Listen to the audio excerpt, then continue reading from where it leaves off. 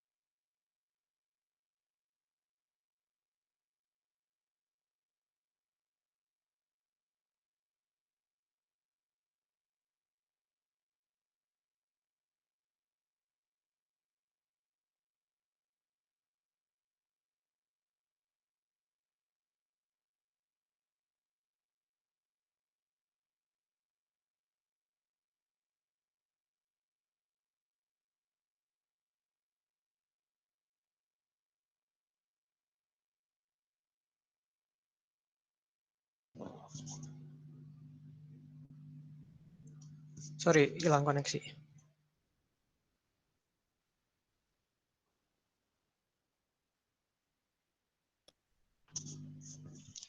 Oke, sudah kelihatan? Halo? Sudah, Bapak. Sudah, Bapak. Oke. Oke, pada pertemuan sebelumnya kita belajar apa? Ada yang mau menjawab? Estuari sama bakau, Pak. Pertemuan dengan saya?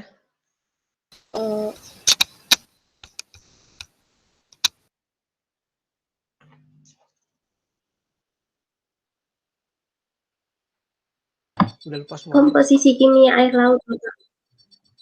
Oke, komposisi kimia air laut.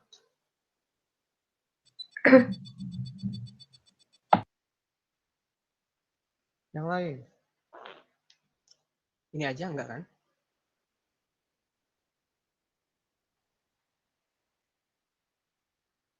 Siklus termohalin. Siklus termohalin ya.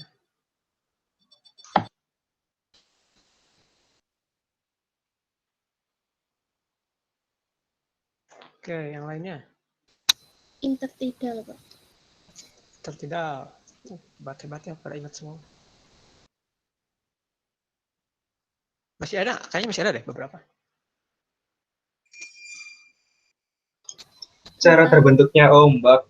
Oke, cara terbentuknya ombak. Terima kasih, Luis. Bentuknya ombak. Saya tulis dulu semua. 1, 2 lagi kalau nggak salah. Pasang surut air laut. Pasang surut air laut. Air laut. Pasang air laut ya.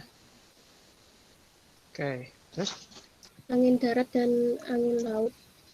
Angin darat dan angin laut. Oke, terima kasih. Ya, yang kita pelajari kemarin. Nah, kita akan lebih lanjut mempelajari terutama tentang ini, komposisi kimia laut. Jadi di laut itu kan banyak kimianya, nanti kalian akan belajar. Ada gas terlarut di situ, ada ion, dan sebagainya. Kita lihat apa saja yang ada di dalam air laut. Di perkuliahan kali ini, kita akan mempelajari lebih lanjut tentang sifat kimia air laut. Kemudian, tentang zat-zat terlarut pada air laut. Sehingga nanti kita akan mengetahui kaitan antara air laut dan efek rumah kaca. Efek rumah kaca pada laut. Bagaimana dampak efek rumah kaca terhadap laut. Kemudian, diharapkan kalian dapat menganalisis dampak perubahan iklim dan efek rumah kaca pada laut. Ini suara saya masih terdengar nggak? Terdengar, Pak. Masih. Dengar, Pak. Soalnya sedikit terputus-putus di sini. Oke. Mengapa air laut asin? Ini kalian pasti masih ingat kemarin. Saya Pak Masih, izin Pak. menjawab. Oke, Ya. silakan. Itu karena di dalam air laut itu kan kemarin pada siklus termohalin juga terbawa mineral. Nah, termasuknya itu mineral seperti natrium dan juga klorida, di mana natrium dan klorida itu merupakan unsur dari garam. Oke.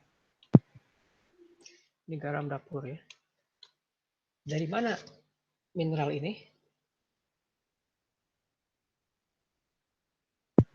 Air hujan juga bisa.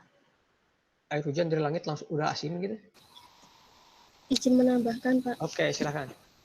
Jadi mineralnya itu dari air hujan yang jatuh menatap batu-batuan, Pak. Nanti airnya itu mengalir ke sungai sampai akhirnya sampai ke laut. Oke. Nah, jadi air sungai itu mengalir ya. Air hujan itu mengalir ke sungai, ke laut. Nah, sambil membawa mineral ya. Jadi lama-lama air laut itu terasa asin karena membawa mineral terutama NaCl ya. Pertanyaannya berarti jutaan tahun yang lalu air laut rasanya apa?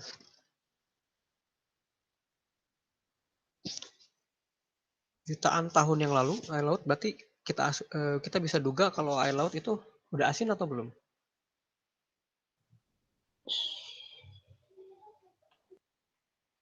Halo?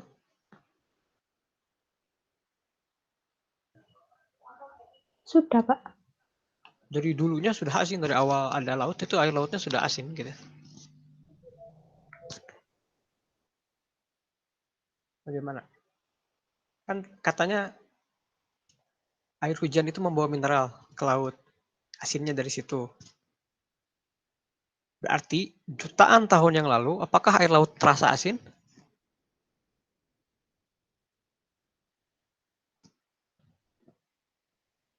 Halo? Kedengeran nggak? Kalau dahulu tawar, Pak. Mungkin. Oke, dulu rasanya tawar ya. Ya.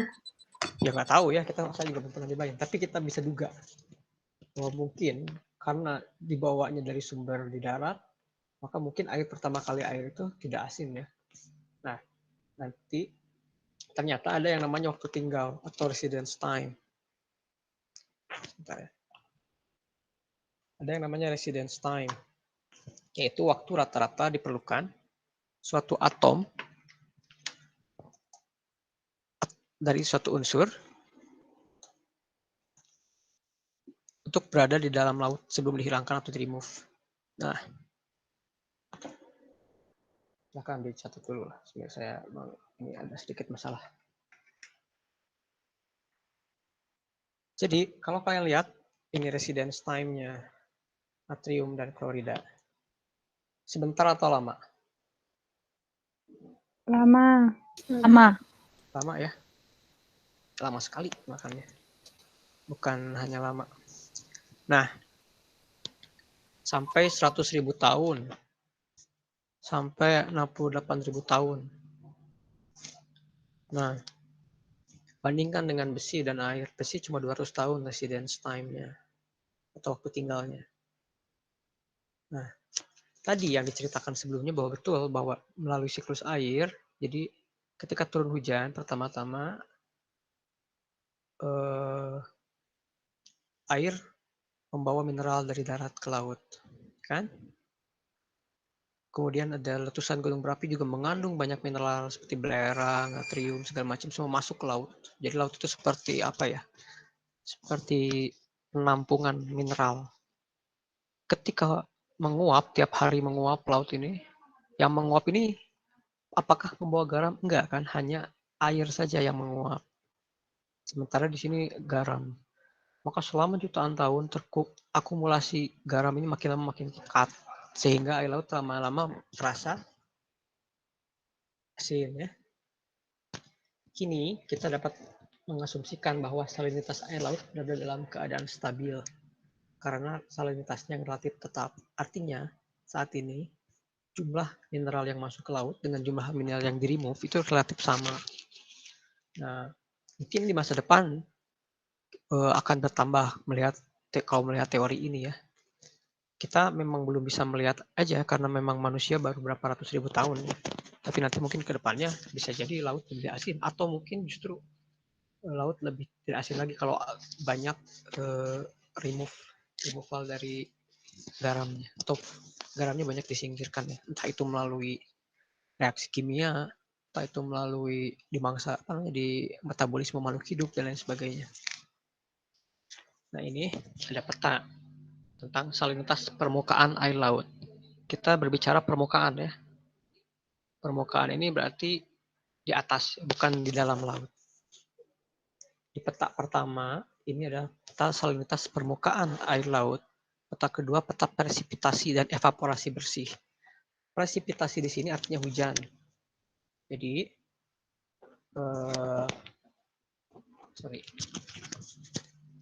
di sini salinitasnya yang warna ungu, salinitasnya pekat atau tidak, atau kecil atau besar. Ini angkanya kecil atau besar? Kecil ya. Ini besar. Jadi salinitas air laut itu antara 31 sampai 39 ppm. Rata-ratanya 35. Ya, tapi tidak rata gitu ya.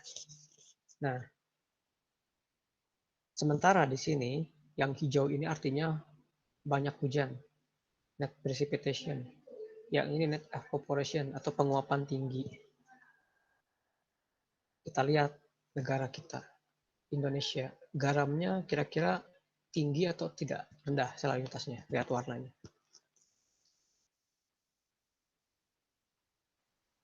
Rendah. Rendah. Hujannya banyak atau sedikit? Banyak. Banyak. Bandingkan dengan sini, Amerika ya Utara, kemudian di sini selatan. Hujannya banyak nggak di sini? Garamnya pekat nggak di sini? Rata-rata yang Lebih sini ya. Yang pekat di sini nih, ya, karena selatnya kecil. Lihat hujannya banyak atau sedikit? Penguapannya tinggi atau rendah? Tinggi. Penguapannya tinggi. Jadi kalau kita timpakan peta 2 ke peta 1, maka bisa diambil kesimpulan kalau daerah yang hujannya banyak, garamnya rendah atau sedikit? Garamnya rendah atau banyak? Rendah. Rendah. Kenapa kira-kira? Kenapa daerah yang banyak hujan kadar garamnya turun? Volume airnya lebih besar. Betul. Di permukaan kita lihat ini permukaan. Jadi encer, kalian bawa 1 gelas isinya garam 2 sendok, kalian tambahin air terus lama-lama kan encer. Begitupun dengan ini. Bandingkan dengan di sini, kenapa pekat? Karena udah hujannya jarang, dia penguapan tinggi. Lama-kelamaan pekat, ketemu es, disedot lagi airnya. Maka lama-lama kan tenggelam. Siklus termohalin tadi yang kemarin kita pelajari. Semakin tinggi konsentrasi garamnya, maka semakin berat. Jadi dia semakin tenggelam. Ya. Oke, sampai sini ada pertanyaan?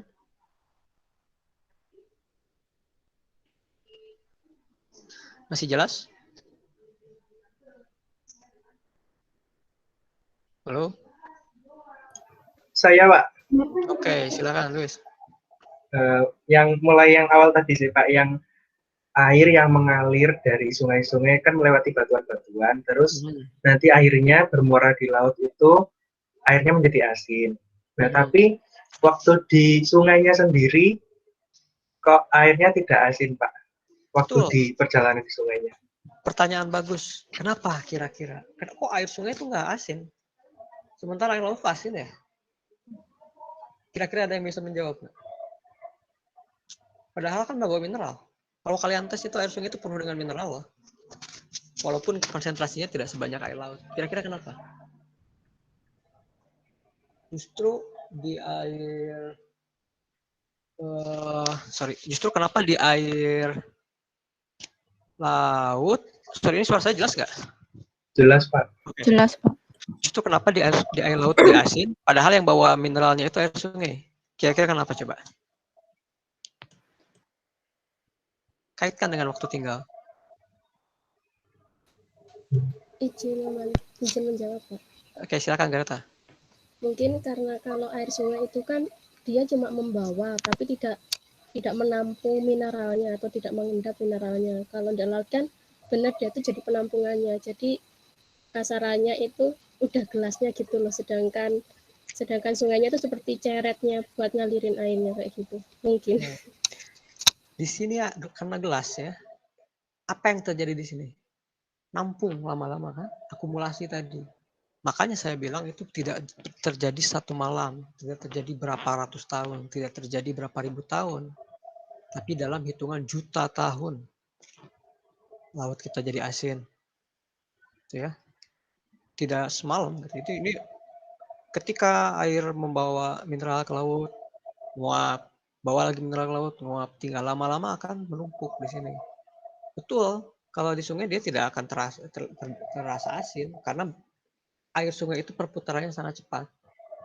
Berbeda dengan air laut. Air laut itu termohalin saja kan untuk memindahkan 1 meter itu kan butuh 1000 tahun kan untuk 1 siklus untuk 1 siklus itu kan butuh 1000 tahun. Sementara untuk 1 tahun itu hanya pindah 1 senti kalau nggak salah. Lupa saya kemarin. Pokoknya lama sekali untuk menyelesaikan 1 siklus itu kan. Nah, begitupun di sini akumulasi mineral lah yang membuat laut menjadi asin. Tuh ya, Luis ya. Bukan dalam semalam. Tapi pertanyaan bagus. Apakah semua sungai tawar? Nah, kita bisa lanjut ke sana. Belum tentu juga. Oke. Kalau sungainya misalkan dia keluar dari danau yang memiliki tingkat garam tinggi, itu bisa jadi asin juga. Ya. Mungkin nanti bisa ada pembentukan. Ini, kalian tahu Laut Kaspia, Laut Mati di Jordania? Tahu, Pak. Nah, itu laut sebetulnya, pembentukannya laut. Itu bukan danau. Walaupun dia tidak terhubung dengan samudra gitu. Dia dulunya laut. Itu asin kan? Makin lama dia makin pekat, apalagi di Laut Mati, karena tidak ada air yang masuk. Lama-lama semakin pekat, airnya semakin turun. Mungkin dalam berapa ribu tahun ke depan itu airnya akan menguap semua gitu. Kalau tidak ada air yang masuk ke Laut Mati, tidak ada sungai gitu. Itu makin lama dia akan semakin asin. Kalian bisa coba saja ke salinitasnya itu jauh lebih tinggi dibandingkan laut-laut yang lain gitu, untuk Laut Mati ya. Karena dia laut itu nyisa gitu. Awalnya laut tapi daratannya naik, tinggal sisa sekitar segitu gitu, seperti danau. Padahal itu dulunya laut. Ya. Apalagi Laut Kaspia yang besar gitu ya. Itu kan seperti danau, tetapi biotanya biota laut. Nah, kita melihat ini ada yang ini salinitas air laut pada kedalaman dan garis lintang yang berbeda. Low latitude atau lintang rendah itu daerah mana kira-kira? Kalau high altitude daerah mana? Lintang tinggi.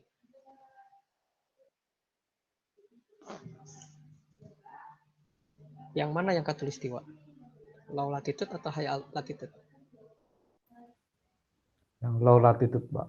Betul, ini khatulistiwa. Lintang rendah ya, 0. Khatulistiwa itu 0 lintang. Nah, kalian lihat, ini dari 34 ke 36, kan? Berarti semakin kesini semakin naik.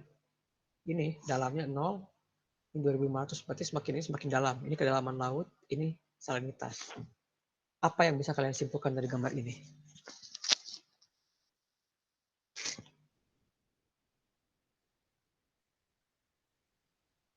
Nih lihat yang low latitude, ini asalnya 36 di permukaan. Kemudian dia menjadi naik atau turun? Turun salinitasnya. Semakin ke dalam dia relatif turun tapi kemudian dia balik. Begitupun yang sini. Dia makin naik atau turun? Makin turun. Salinitasnya ini 34 Naik. Oh, naik salinitas. 34 ke 35 ya, naik. Jadi apa yang bisa kalian simpulkan dari dua gambar ini? pada low latitude dan high latitude.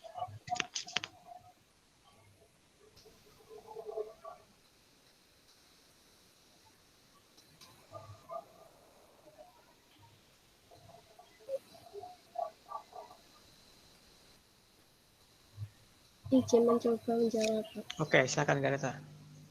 Kalau low latitude itu berarti semakin dalam lautnya itu salinitasnya semakin kecil.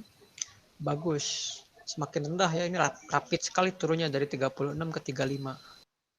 Turun sedikit-sedikit, lama-lama ya relatif 35 lah, rata, bercampur.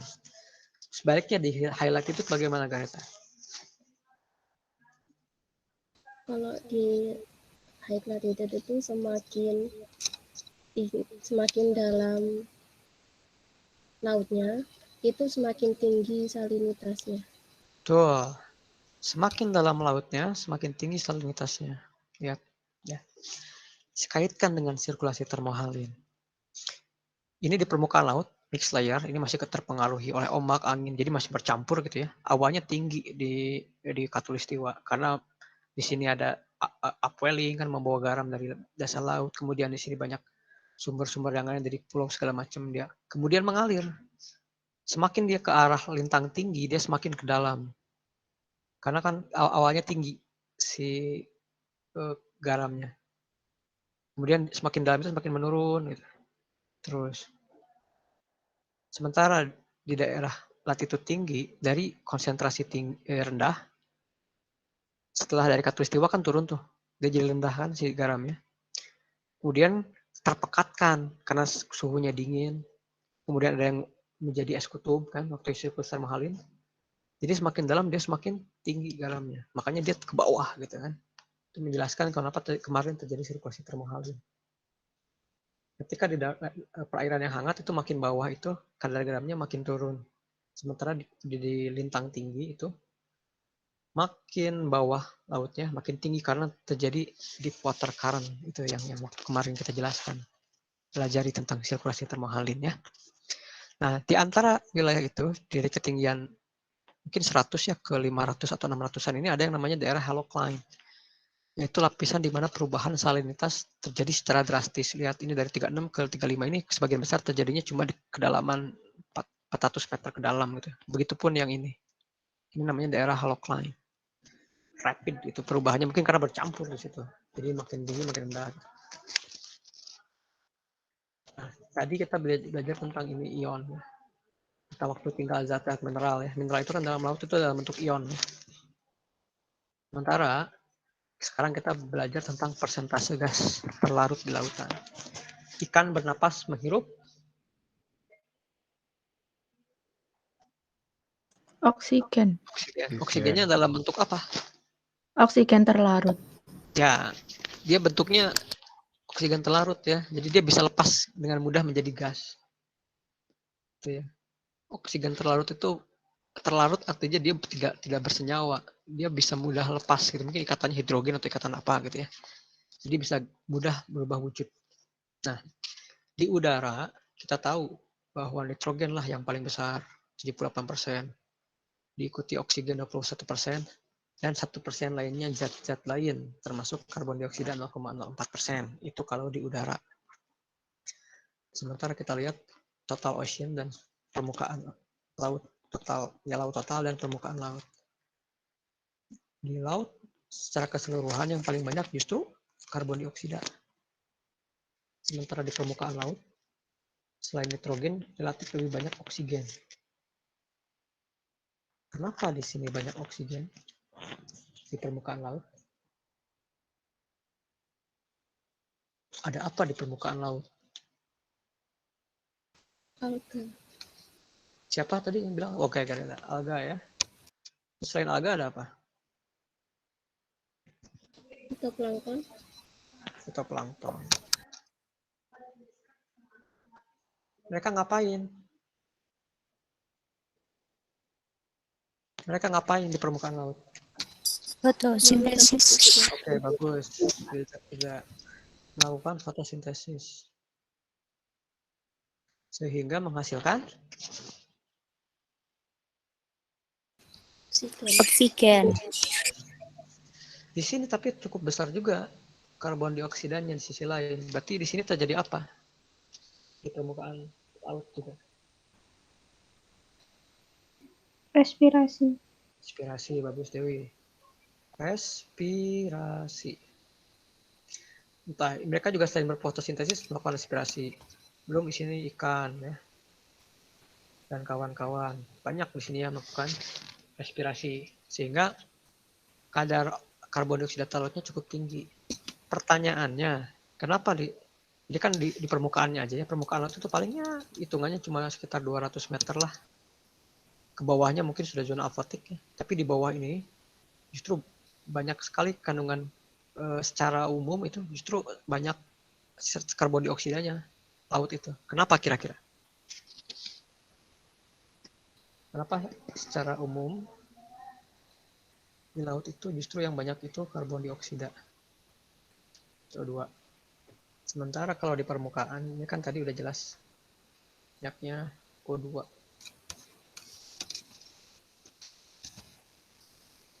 Dari mana asalnya si karbon dioksida yang ada di lautan?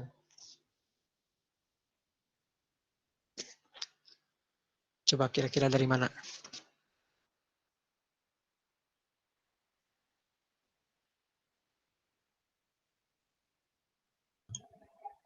Mencoba menjawab Pak.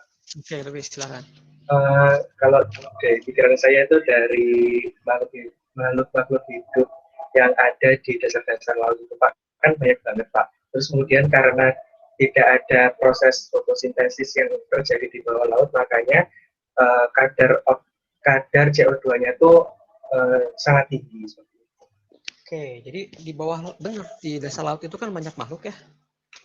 Ada juga makhluk laut dan tidak mungkin ada produsen berupa tumbuhan di sana karena zonanya afotik, tidak ada cahaya. Jadi betul ya bahwa terjadi respirasi yang lebih tinggi dibandingkan fotosintesisnya. Tapi kok ada makhluk hidup bisa bernapas? Nah, padahal kan relatif zona afotik. Ya, dari mana dia oksigennya? Itu satu pertanyaan. Yang kedua, banyak mana makhluk hidupnya di permukaan laut atau di dalam laut? Lebih banyak mana makhluk hidup terumbu karang lah yang paling kaya itu lautnya dangkal atau dalam? Dalam. Terumbu karang lautnya dalam? Dangkal. Karena dia ada alga dan rumput laut itu kan butuh fotosintesis, nggak mungkin dia di dalam. Nah, ini logikanya. Ketika makhluk hidup di laut mati, meninggal gitu, mati ya, dia jatuh tenggelam ke bawah. Diuraikan oleh makhluk-makhluk yang lain. Gravitative force macam itu mereka mendapatkan energi dari situ. Nah, itulah yang menyebabkan karbon dioksida menjadi banyak di bawah. Salah satunya. Yang kedua, tadi karbon dioksida terlarut juga terbawa oleh air garam yang pekat tadi ke bawah juga. Jadi makin terkumpul ke bawah. Kemudian ikan-ikan itu kan pup ya. Sama kayak manusia karena dia makhluk hidup. Nah itu zat-zat organiknya turun ke bawah. Makin lama makin terakumulasi. Sehingga sebagian besar lautan secara total itu justru CO2 karena banyak zat-zat organik di sana. Belum lagi yang terbawa oleh air hujan. Ya. Sementara di permukaannya banyak CO2 ya karena tadi banyak fotosintesis. Nah, pertanyaannya tadi, kalau misalkan yang fotosintesis di atas, yang bawah napasnya dari mana oksigennya? Nah, kita lihat selanjutnya. Ini ternyata. Di atas ini jelas tinggi. Ini 0 ya. 10 berarti makin sini makin tinggi ya.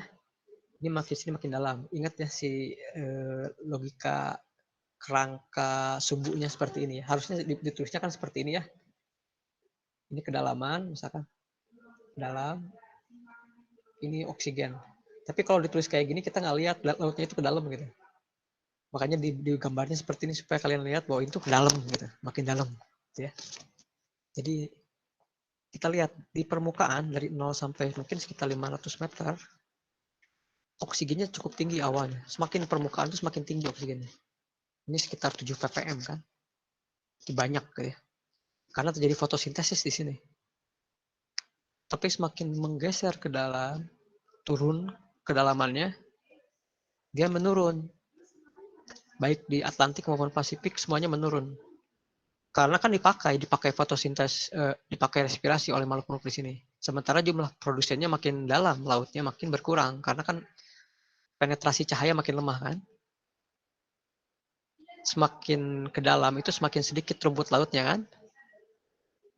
Jadi kandungan oksigennya semakin tinggi atau semakin rendah kalau semakin dalam itu? Rendah. Sampai ada yang namanya oksigen minimum layer. Pak Agus pernah bilang ini. Ongkos dia fotosintesis dengan ongkos dia respirasi itu sama. Karena produsennya sedikit, kebutuhan oksigennya tuh hanya cukup dia dari nafas ke nafas gitu istilahnya. Makanya sebut daerah oksigen minimum layer. Ajaibnya setelah oksigen minimum layer, semakin ke bawah justru semakin naik lagi. Tidak tuh harusnya kan gini ya. Kalau kita pakai logika ini. Kayak gini. Karena semakin bawah itu semakin tidak ada oksigen gitu. Tapi ternyata dia nggak gitu, dia belok kayak gini. Nambah lagi di bawah ini. Ternyata sisa-sisa oksigen di atas ini tidak bisa dipakai. Maksudnya tidak bisa menguap karena dingin di bawah ini. Semakin dalam kan semakin dingin. Jadi oksigennya tetap dalam bentuk terlarut, gitu ya. Itu yang menjadi sumber oksigen hewan-hewan di laut dalam. Itu kayak akuarium ya. Kalau aerator akuarium itu dari bawah ke atas ya. Ini kebalikannya, dari atas ke bawah, disuplai gitu. Oke, sampai sini ngerti? Oke, saya lanjut. Sudah mengerti, Pak. Oh, siap. Sorry. Oke. Ini tentang oksigen terlarut. Sekarang karbon dioksida terlarut. Lihat kurvanya. Beda ya. Semakin sini semakin tinggi. Semakin bawah semakin dalam. Awalnya di permukaan karbon dioksida tinggi atau rendah? Rendah. Semakin ke dalam, semakin tinggi atau semakin rendah? Semakin tinggi. Semakin tinggi. Berarti benar ya yang ini. Total oksigen itu banyaknya karbon dioksida. Nah, kenapa? Ya. Nanti kalian cari coba tentang pompa karbon.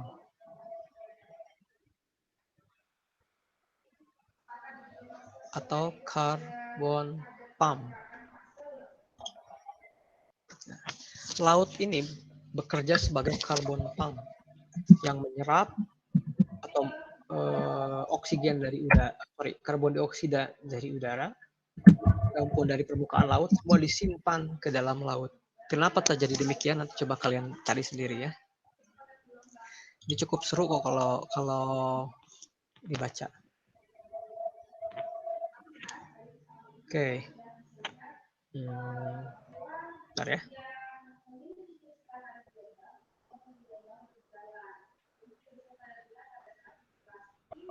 Nah.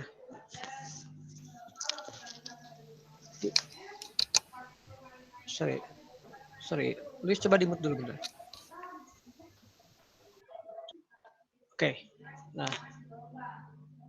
Ocean absorb carbon dioxide from the atmosphere, creating carbonic acid in the water. Jadi di udara, di permukaan, kalau misalkan gasnya bersentuhan dengan permukaan air ini kan bisa terlarut, baik oksigen maupun karbon dioksida.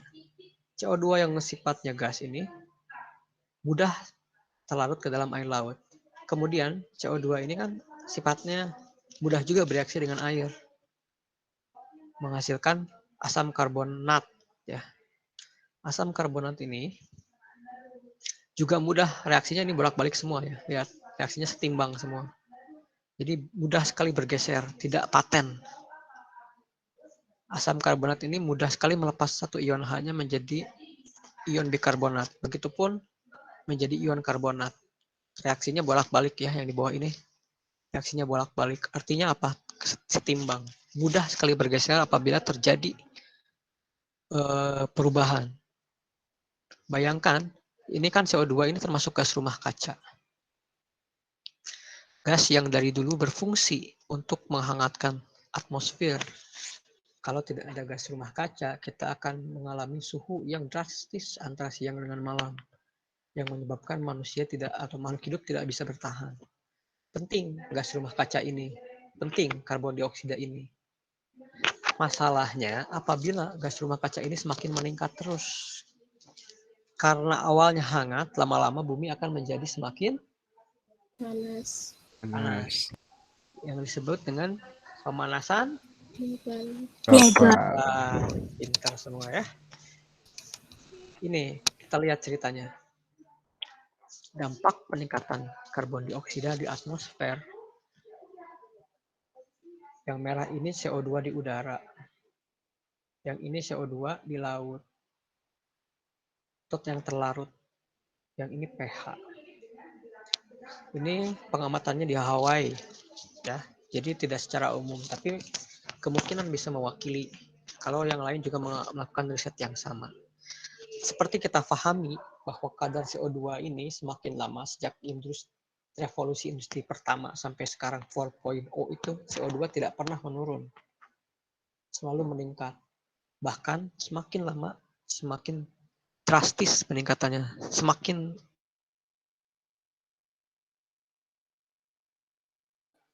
dari tahun 58 ke tahun 2018 CO2-nya semakin tinggi, semakin naik. Dari tahun 88 lembaga ini mengukur CO2 yang terlarut. Ini yang hijau ini. CO2-nya makin lama makin apa? Lama-lama terlarut. CO2 terlarutnya makin rendah atau makin tinggi? Makin tinggi. Tinggi. pH-nya lihat. Dari sini ke sini. Semakin lama semakin naik atau semakin turun? Turun. Kalau pH lautan semakin turun, kira-kira sifatnya semakin basah atau asam? Asam. Secara alami, laut itu basah karena dia mengandung banyak mineral dan logam-logam ya. Tapi karena CO2 lautnya makin banyak, dia lama-kelamaan turun pH-nya jadi lebih rendah. Nah ini ada simulasi. Ilmuwan itu melakukan simulasi efek peningkatan pH pada kondisi cangkang Pteropoda.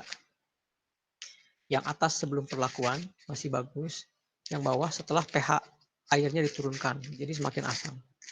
Pteropoda ini adalah keong apa sih namanya, bersayap. Ini sayap, ptera ini artinya poda ini kaki. Oke. Jadi kakinya itu kayak sayap gitu ya. Dia terbang-terbang gitu di dalam air. Dia kecil sekali. Karena itu dia ilmuwan ini mengambil ini sebagai sampel karena perubahannya dilihat. Karena kalau pakai kelomang ya atau keong itu kan, keong itu terlalu besar gitu. Jadi terlalu kecil pengaruh perubahannya. Sementara untuk Pteropoda ini karena cangkangnya transparan jadi mudah untuk diamati. Ini waktu pH lautnya normal. pH laut normal. Ini waktu pH lautnya dinaikkan sampai sekitar 7, kalau nggak salah 7,8 lah gitu ya. Apa yang dapat disimpulkan dari percobaan ini?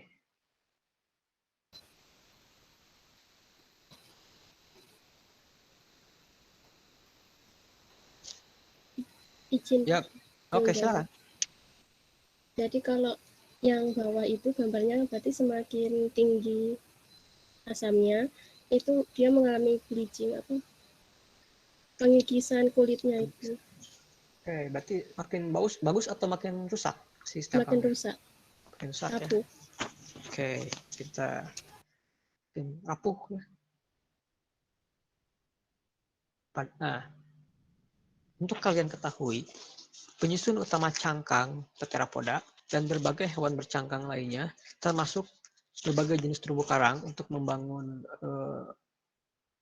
fondasinya, untuk membuat yang namanya batu karang, itu membutuhkan mineral kalsium dalam bentuk kalsium karbonat, Ca2+ plus CO3 2-. Ya. Yang ini tadi. Bukan yang ini, tapi yang ini yang dibutuhkan. Oke. Lihat nanti reaksinya. Ini peningkatan pH air laut berpengaruh pada menurunnya jumlah ion karbonat. Kita lihat, ini pH-nya dari sini awalnya kan, bergerak semakin ke sini. Oke. Kita lihat yang garis ion karbonat ini garis hitam ya, dari sini berarti ya, bergeser ke sini. Oke, satu. Yang kedua, ini berarti ini karbonat ya. Ini bikarbonat. Mudah-mudahan kalian masih ingat di kimianya. Oke, yang ini CO2 jelas ya. Nah, yang merah ini lihat dari sini, berarti bergerak ke sini ya. Sementara yang hijau dari sini bergerak ke sini. Oke. Yang hitam dulu kita lihat. Dari sini bergerak ke sini. Karena pH-nya semakin turun kan? Itu berarti kadar bikarbonatnya semakin tinggi atau semakin rendah? Rendah. Rendah. Rendah ya, dia panahnya seperti ini, turun ya. Kadar bikarbonatnya seperti apa? Dari sini ke sini, naik atau turun?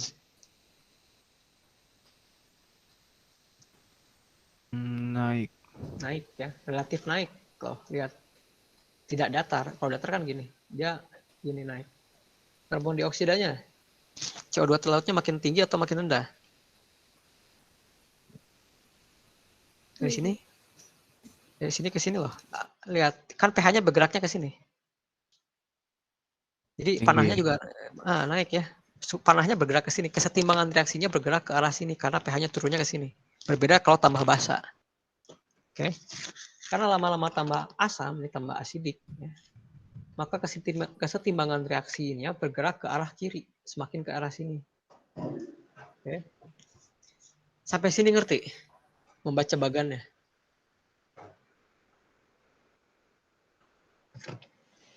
Ada yang masih bingung nggak?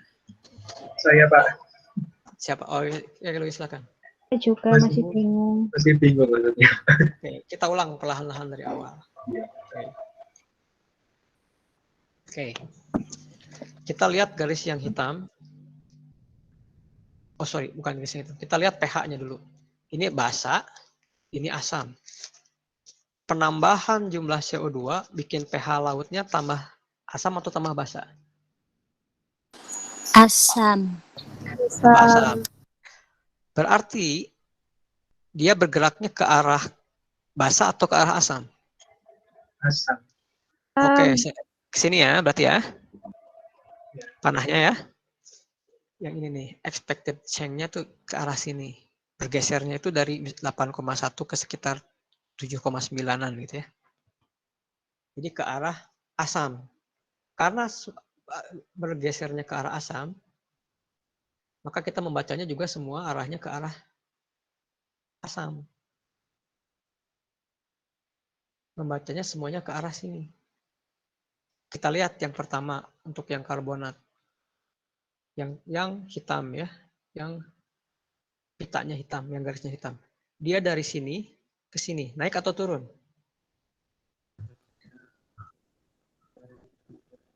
Dari sini ke sini, naik atau turun? Turun. Karena arahnya ke sini, ke asam. Jadi turun ya. Ya. Arahnya ingat arahnya ke sebelah kiri, ke arah asidik. Sementara yang bikarbonat, yang merah ini pitanya, kecenderungannya semakin naik nggak atau semakin turun dari sini ke sini? Relatif naik. Relatif naik ya ke sini. CO2 dari sini ke sini naik atau turun? Naik. Naik. Sampai sini mengerti? Mengerti. Gitu ya cara bacanya. Kesetimbangan reaksinya bergerak ke arah asam. Sehingga jumlah jumlah karbonat ini menurun. Padahal tadi untuk membuat cangkang itu kan perlu ini. Ini kan dihasilkan dari ini.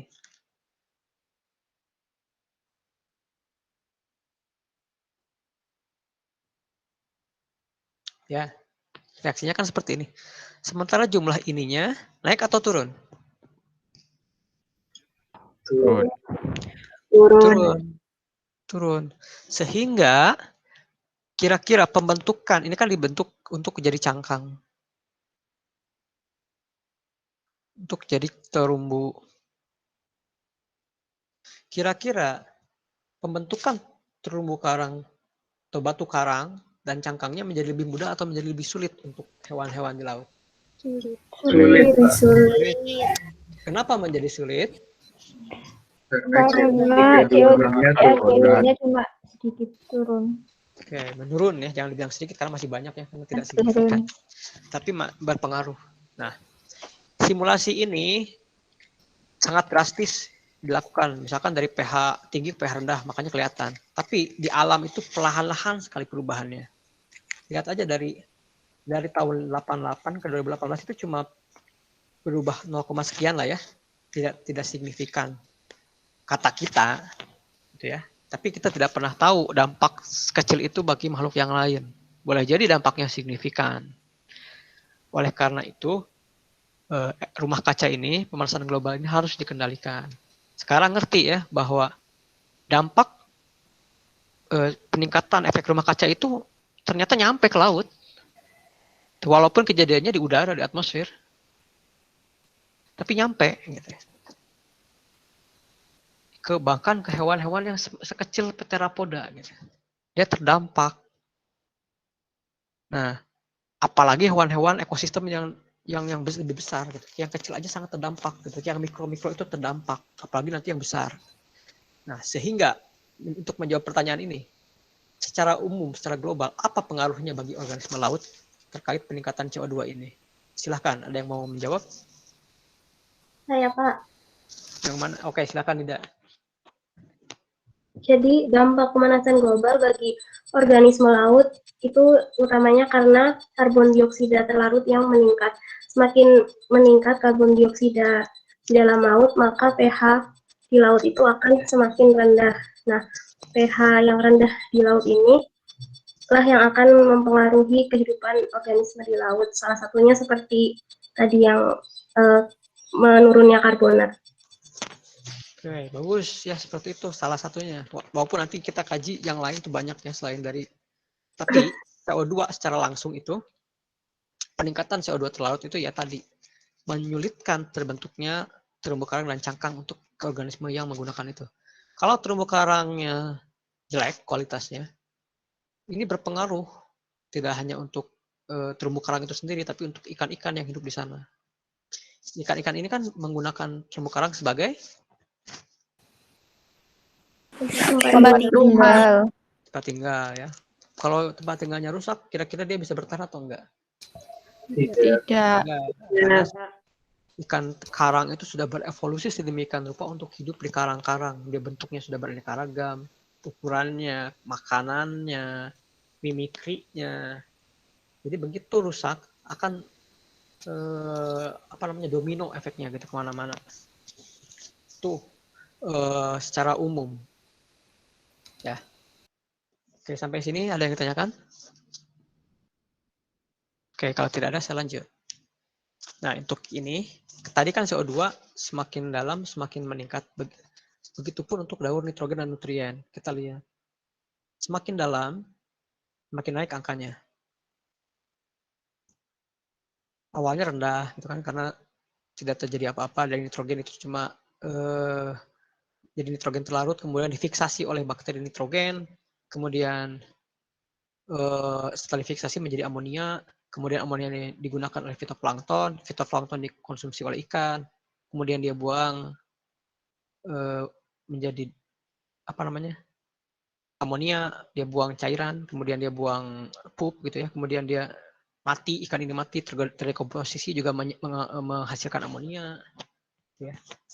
Kemudian amonia ini bisa dinitrifikasi menjadi nitrit dan nitrat gitu ya. Terurai menjadi nitrit, kemudian dinitrifikasi menjadi nitrat, nitrat juga bisa didenitrifikasi menjadi balik lagi nitrogen ya, nitrat nitrit, balik lagi ke atas. Gitu ya. Jadi daurnya itu cukup kompleks untuk nitrogen karena unsur nitrogen ini dipakai oleh makhluk hidup gitu. Dan berubah dalam senyawanya bermacam-macam, ada nitrit, nitrat, amonia gitu ya. Jadi inputnya dari udara, terus kemudian setelah masuk ke dalam air ini melalui daur yang banyak, tidak daur yang tunggal gitu. Nah, dia terakumulasi nitrit ini semakin dalam semakin naik karena seiring dengan meningkatnya jumlah organisme senyawa organik yang turun juga, karena ini juga terbawa juga kalau misalkan ada yang bangkai kan selain mengandung karbon juga dia mengandung nitrit, nitrat gitu. Jadi terbawa terakumulasi juga gitu ya. Nah, jadi berlawanan kondisi nitrat dengan oksigen. Sebagaimana kondisi oksigen dengan karbon dioksida juga cukup berlawanan ya. Nah, ini nanti kalian cari baca kenapa semakin ke dalam itu semakin berakumulasi, turun sedikit tapi relatif tetap gitu ya. Kenapa seperti ini kurvanya? Nanti kalian lihat ini apa yang menyebabkan peningkatan nitrit semakin ke dalam laut itu semakin meningkat itu apa? Coba kalian cari. Kalau oksigen kan jelas tadi semakin dalam itu semakin sedikit. Sementara untuk nitrit dan karbon dioksida semakin banyak. Tadi karbon dioksida karena zat organik semakin turun ya, berakumulasi. Bagaimana dengan nitrit? Coba kalian cari sendiri. Saya tidak akan menyuapi tapi nanti bisa jadi saya tanyakan di UAS. Oke. Nah, kalau nggak salah Bayu yang nanya siklus termohalin kenapa cuma ada di utara gitu ya. Kamu bukan sih atau yang lain ya? Saya lupa. Pokoknya ada yang nanya kenapa apakah benar cuma terjadi di utara gitu. Saya lupa siapa yang nanya. Nah, sebenarnya enggak gitu ya. Jadi kemarin itu saya menunjukkan siklus termohalin yang sederhana di mana cuma ada deformation di utara. Padahal deep water formation ini terjadi di 3 tempat, di utara dan selatan, yaitu utaranya di Laut Greenland dan di Laut Weddell untuk di selatan. Itu ya, jadi ada 2 situs pembentukan deep water. Untuk yang di Antartika disebutnya Antarctic bottom water. Kalau untuk yang di North Atlantic disebut North Atlantic deep water. Si arusnya itu namanya. Oke. Ini untuk memperjelas yang kemarin saja ya, supaya tidak salah ya.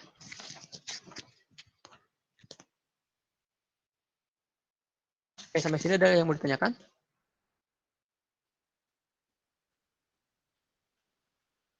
Jelas? Oke, kalau jelas saya yang nanya. Coba ceritakan bagaimana pengaruh peningkatan karbon dioksida pada keadaan laut dan organisme di dalamnya. Yang lain selain Nida. Tadi Nida udah jawab.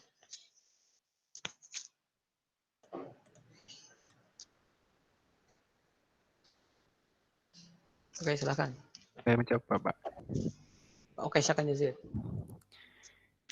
Jadi kalau karbon dioksidanya itu meningkat, nanti untuk yang komposisi karbonatnya untuk terumbu karang dan penyusunan cangkang tadi juga berkurang akibatnya. Sehingga cangkang dari yang makhluk hidup tadi itu terkikis dan rapuh. Dan juga berdampak yang sama pada terumbu karang. Kalau terumbu karangnya kekurangan untuk penyusunan, nanti juga berkurang juga jumlah terumbu karangnya dan ikannya juga kekurangan tempat tinggal. Terima kasih. Oke.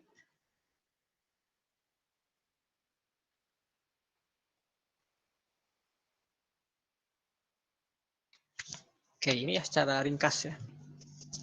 Betul sekali yang utarakan Jadi itu sangat lengkap ya. Nanti kalian boleh kata-katanya buat sendiri. Saya tidak terkekang definisikan sendiri, ceritakan sendiri gitu berdasarkan kata-kata yang ada dalam kepala kalian. Intinya seperti ini, seperti yang tadi Yazid ceritakan, ya. Jadi segala sesuatu yang kita lakukan itu memiliki pengaruh, apalagi manusia sudah bisa mengubah ekosistem. Gitu ya. Kalau dulu manusia itu masih dipengaruhi ekosistem. Kalau sekarang manusia menyetir ekosistem.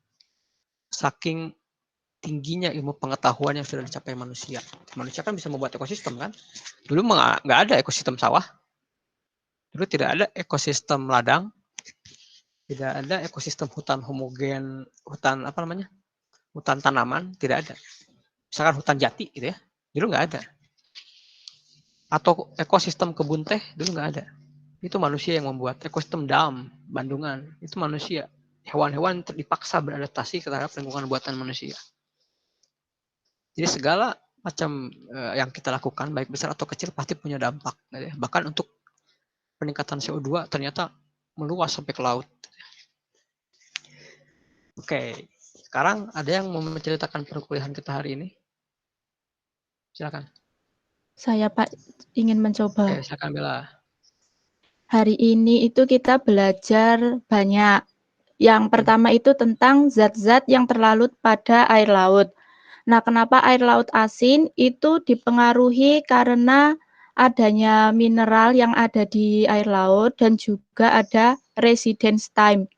Di mana residence time itu merupakan waktu rata-rata yang diperlukan atom dari suatu unsur yang berada di laut atau dihilangkan. Kemudian juga dipengaruhi karena air hujan yang membawa mineral ke laut melalui air sungai. Kemudian tentang salinitas permukaan air laut itu juga berbeda sama yang di dalam. Maksud saya berbeda dengan yang di antara garis lintang itu berbeda. Salinitas air laut pada kedalaman dan garis lintang yang berbeda, di mana ada garis lintang, ada yang high latitude dan juga low latitude. Kemudian ada persentase tentang gas yang ada di permukaan air laut dan juga di kedalaman air laut. Dan itu kandungannya berbeda-beda. Kalau di permukaan air laut itu lebih banyak oksigen, sedangkan kebalik, yang di kedalaman air laut itu lebih banyak karbon dioksida, dan yang di permukaan air laut itu lebih banyak oksigennya. Kemudian juga ada kaitan antara kondisi air laut dengan efek rumah kaca. Itu tadi karena efek rumah kaca itu kan menghasilkan CO2. Nah, kadar CO2 di kedalaman laut itu juga mempengaruhi organisme yang ada di dalam laut. Begitu, Pak, secara singkatnya. Baik, sudah cukup ini ya, menyeluruh yang dijelaskan oleh Bella. Terima kasih. Jadi konsep-konsep yang hari ini kita pelajari itu berhubungan dengan yang kita pelajari 2 minggu yang lalu, dan sebetulnya akan selalu dibawa di ekosistem-ekosistem yang lain. Misalkan ketika membahas estuari, itu kan membahas bagaimana akumulasi terjadi. Walaupun laut lebih asin ya dibandingkan darat, tapi tetap mineral itu masuk. Ya. Kemudian di bakau ini nanti berhubungan dengan zat organik tadi. Dia itu menyumbang zat organik untuk dibawa ke CO2 itu dibawa ke dalam laut itu. Salah satunya disumbang oleh mangrove, terumbu karang, lamun, itu semuanya membawa zat-zat organik. Gitu ya. Itu jadi selalu berhubungan dengan apa yang ada di ekosistem laut itu selalu terkait karena ada air di sana. Gitu. Isolasinya relatif tidak terlalu besar dibandingkan ekosistem di darat. Kalau ekosistem di darat kan kalau beda pulau saja sudah mungkin berbeda karena sedikit sekali yang bisa menyeberang melalui udara gitu ya, paling cuma burung, terus kemudian spora-spora juga kan berapa banyak sih yang terbawa angin berapa jauh kan. Berbeda halnya dengan laut. Laut itu kejadian di Asia misalkan itu bisa mempengaruhi laut yang ada di Afrika karena lautnya itu nyatu gitu. Jadi cuaca ekstrim di daerah tropis itu mempengaruhi pembentukan deep water current di kutub gitu kan. Saking terkaitnya satu sama lain ekosistem laut ini. Tuh. Oke, sampai sini ada yang mau tanyakan? Sudah jelas semua?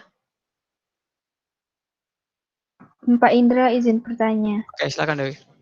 Tapi ini itu Pak, bertanya tentang itu kan tadi kan di BPT-nya kan Pak Indra banyak mencantumkan tentang grafik-grafiknya. Nah itu Pak Indra apa menggunakan sumber belajar apa gitu Pak? Mungkin kayak berupa buku dari luar atau apa gitu agar kita bisa jadi ajaran belajar juga. Oke, nanti saya kasih ya. Sebetulnya bukunya oceanografi, tapi sebetulnya tidak harus terlalu dalam ya, karena itu bukunya sangat mendalam, jadi tidak harus kalian baca semua. Cukup yang ada di PowerPoint ini kalian nanti baca aja di bab-babnya ya. Tidak harus baca semua ya. Buku teks itu bukan Al-Qur'an ya, tidak harus wajib dibaca semua. Gitu ya. Jadi cukup yang ada di PowerPoint kalian bandingkan dengan di buku teks. Nanti saya bagikan lah, mungkin kalau nggak disepejar di WhatsApp ya. Ada bukunya, nanti kalian baca sendiri. Baik Pak Indra, terima kasih. Nah, ini yang intinya hari ini. Kalian itu nanti jadi guru IPA. Ini yang saya ajarkan ini fenomena-fenomena supaya kalian bisa ambil pelajaran. Gitu ya. Kalau setelah mempelajari ini ilmu kelautan kalian jadi nggak mau belajar laut lagi, berarti saya dosa gitu ya. Karena menghalangi kalian dari mendapatkan hikmah dan pelajaran.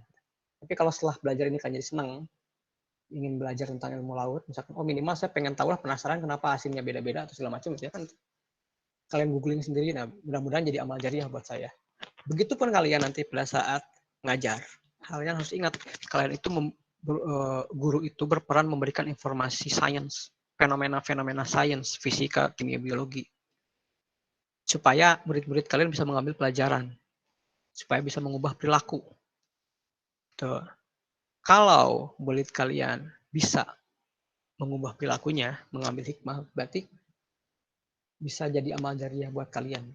Tapi sebaliknya kalau gara-gara mempelajari sains yang diajarkan kalian, murid kalian jadi tidak bisa belajar, jadi bete gitu, jadi nggak suka belajar guru IPA sama Pak Indra mah males gitu ya. Nah itu kan menghalangi orang dari hikmah. Nah itu bisa jadi itu mengakibatkan orang itu nggak mau belajar. Gitu. Nah kita sebagai guru itu delicate posisinya. Jadi saya ingin kalian terus belajar bagaimana mengajar. Bagaimanapun mengajar itu menjadi sarjana pendidikan itu sains, kalian sekolah. Tapi bagaimana menjadi guru yang baik itu art, seni, ya. Untuk mengasah seni itu tidak ada cara lain selain belajar. Saya bisa menggambar, tapi kelihatan gak jago itu gambarnya. Tapi itu waktu yang dibutuhkan untuk melatih menggambar itu berapa tahun gitu, supaya jadi jago menggambar. Itu yang namanya art, dilatih terus gitu. Saya harap kalian juga demikian, oke? Nah, nanti minggu depan masih dengan saya kita akan lebih lanjut mempelajari tentang laut dan iklim bumi. Nanti ada yang namanya efek Coriolis, mengapa terbentuk tornado, bagaimana bentuk badai atau typhoon yang ada di belahan bumi utara atau tornado di Amerika dengan badai siklon yang ada di selatan, siklon tropis gitu ya. Di lintang utara Khatulistiwa dengan lintang selatan Khatulistiwa bentuknya seperti apa, nanti kita akan lihat. Kemudian nanti kita akan belajar juga upwelling. Upwelling kan selama ini kita belajarnya baru kemarin ketika suhu menghangat, air naik gitu ya. Nah, nanti fenomenanya akan dijelaskan lagi, upwelling itu seperti apa, terjadinya di mana. Ya. Kemudian nanti kita juga akan mempelajari jenis dan adaptasi makhluk hidup terhadap lingkungan laut dan pesisir. Bagaimana ikan glodok, kenapa dia membenci air gitu.